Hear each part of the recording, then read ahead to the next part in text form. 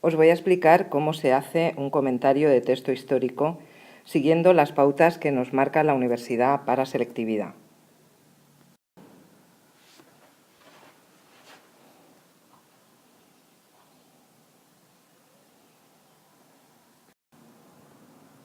Para hacer un comentario, y aunque parezca obvio, lo primero que hay que hacer es leer detenidamente el texto, tantas veces como sea necesario, asegurándose de que sea comprendido. En segundo lugar, es de gran ayuda subrayar las palabras clave. A la hora de hacer el comentario de texto en la prueba PAU en Historia de España, siempre nos harán la misma pregunta.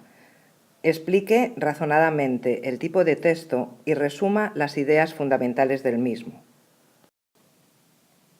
Tened cuidado de no incurrir en los errores más comunes a la hora de comentar un texto. Esos errores son, en primer lugar, parafrasear el texto, repetirlo, utilizar las mismas palabras del texto. Y el segundo error más común es utilizar el texto como pretexto, es decir, olvidarse del texto y contar lo que no sabemos sobre ese tema. Vamos a hacer un ejemplo. Vamos a leer el decreto del 1 de octubre de 1823 dado por Fernando VII. Leemos el texto.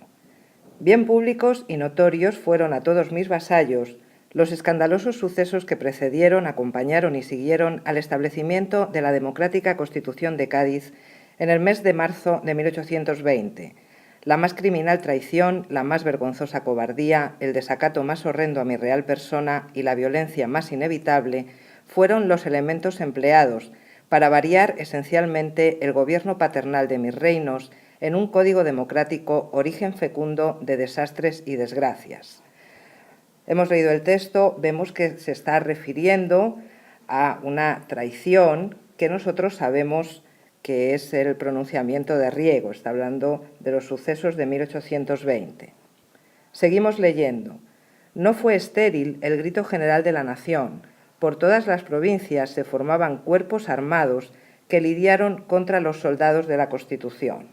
Es decir, aquí nos está hablando de que hay gente que lucha contra la Constitución de 1812, contra el gobierno liberal que se había instaurado a partir del pronunciamiento de Riego. Seguimos leyendo. La Europa entera, conociendo profundamente mi cautiverio y el de toda mi real familia, determinaron poner fin a un estado de cosas que era el escándalo universal, que caminaba a trastornar todos los tronos y todas las instituciones antiguas, cambiándolas en la irreligión y en la inmoralidad. Es decir, Europa determina poner fin al estado de cosas existente. Aquí se está refiriendo a la decisión de la Santa Alianza de mandar a un ejército a España, a los 100.000 hijos de San Luis.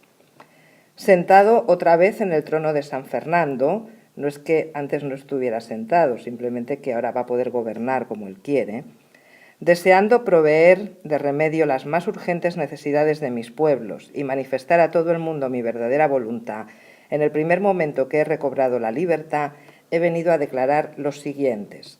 Son nulos y de ningún valor todos los actos del gobierno llamado constitucional, de cualquiera clase y condición que sean, que ha dominado mis pueblos desde el día 7 de marzo de 1820 hasta hoy, día 1 de octubre de 1823, declarando, como declaro, que en toda esta época he carecido de libertad, obligado a sancionar las leyes y a expedir las órdenes, decretos y reglamentos que contra mi voluntad se meditaban y expedían por el mismo gobierno.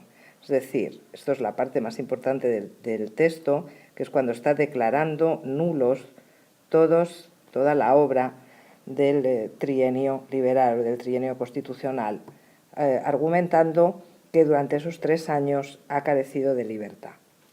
Bien, hemos leído el texto, lo hemos entendido, ahora tendremos que hacer el comentario. Recordemos la pregunta a la que tenemos que contestar. Explique razonadamente el tipo de texto y resuma las ideas fundamentales del mismo.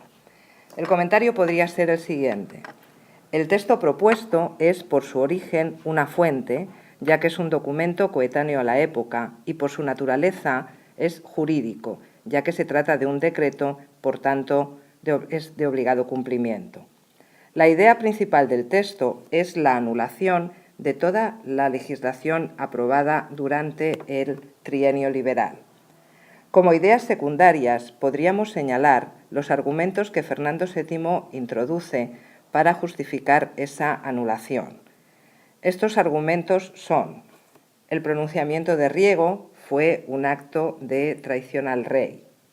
No toda España estaba a favor de la Constitución de 1812, sino que se formaron guerrillas realistas que lucharon en contra del gobierno liberal. En tercer lugar, la Santa Alianza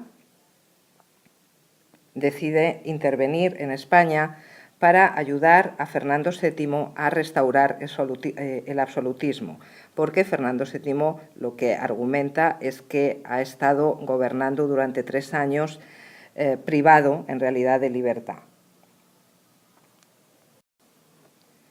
Con el decreto del 1 de octubre de 1823, por tanto, Fernando VII restaura el absolutismo en España. Se da paso así a la tercera etapa de su reinado, la década absolutista, que durará hasta 1833.